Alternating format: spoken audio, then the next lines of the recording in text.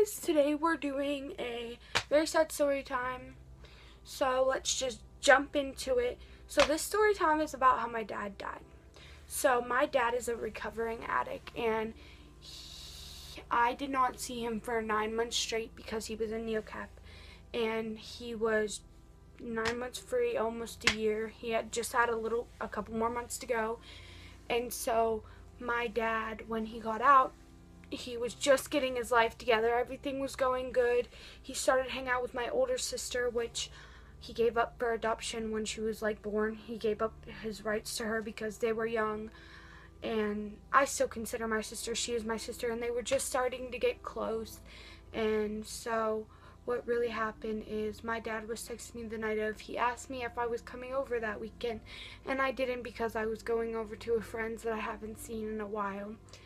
And so he was just telling me that it was okay and that he loved me and he missed me. And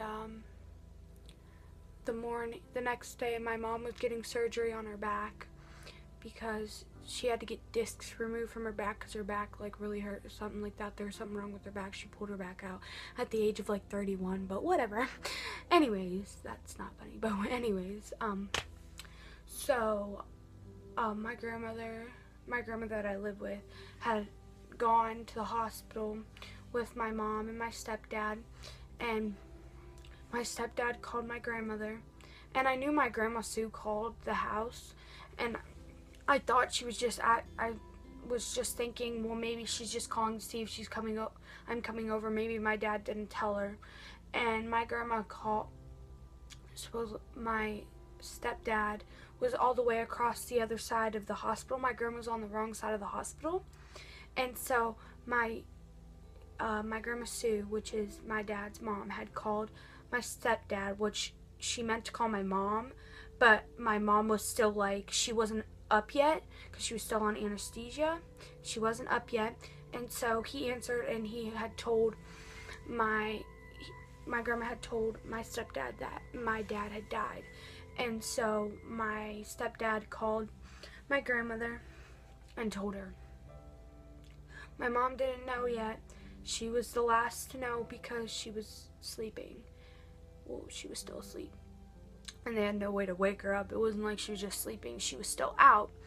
And so my grandma had come home, and I was sleeping because, I stay up until 4 in the morning. And so it was 11 o'clock. She come downstairs.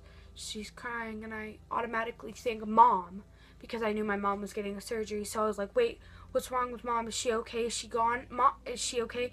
And then she goes, Dad's gone. I go, what are you talking about? Is he back in NeoCap? And then she goes, no, he's dead. And I immediately just broke down, and I don't think I'll ever be the same. I mean, I broke down. It's really hard to talk about this. I'm trying not to cry, but I just broke down, and I just cried, and she took me over to my grandmother's because I just needed that side of the family. I just needed people that knew my dad like they did. I needed, I don't know how to put it, but I just needed them. And so I got there, and the first person that greeted me or hugged me was my cousin Sadie. She came up to me and she hugged me, and she was crying, and we all stayed there. My grandma helped. My other grandma, the one that I live with, helped out so much. She brought tents over. She got a porta potty for outside because we just got a porta potty, so we didn't have everybody running in and out the house. We had so many people. I'm so glad that everybody helped out. It was so nice. Everybody was there for us. So many people. There were hundreds of people that helped out. And we had a spaghetti dinner in honor of my dad to pay off for everything, and the funeral was amazing. The funeral was great. I sang, my cousin sang, one of our other cousins sang. She's older, she's way older, she's 20, and it was really nice. He didn't look like he was in pain. He didn't need makeup, the special makeup they put on him. They just embalmed him, and he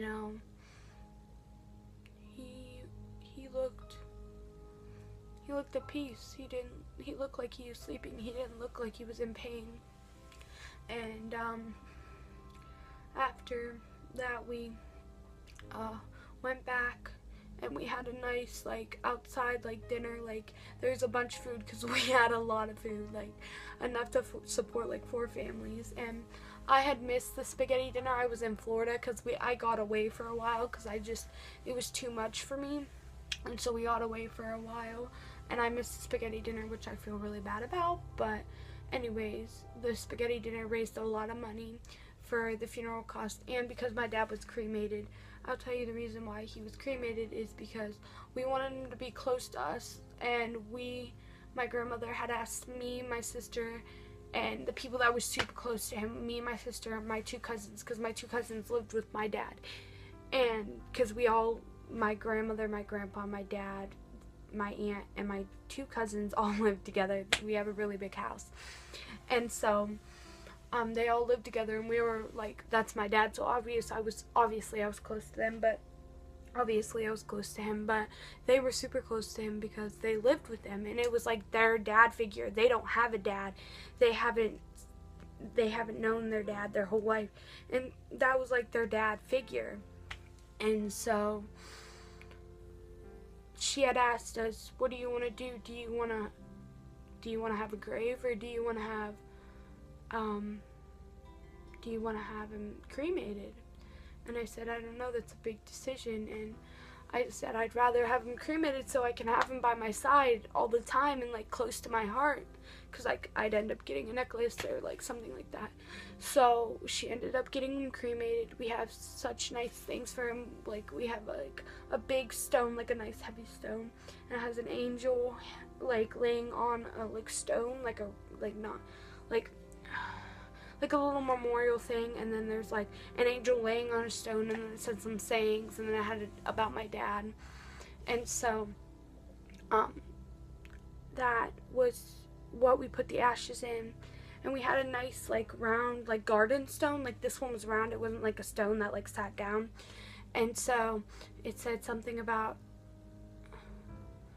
not here with me but always in my heart, and it just had my dad's name on it. And I had planted, my Nana had planted, my Nana gave me $200 to plant 10 trees in memory of my dad in the Tahoe, by the Tahoe Lake, somewhere near California.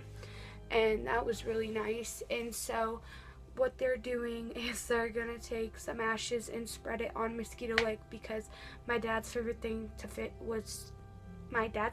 do was fish. And so we sat there and talked about it, and they said, well, if your dad came back reincarnated, he'd be a fish. And I just don't know how to think about it. Like, when you think of your dad, you think about you getting walked down the aisle and everything. And what I think about my dad is, how long is it going to take for me to see him again? And it's really hard. And matter of fact, this is my room now, but this used to be my dad's room.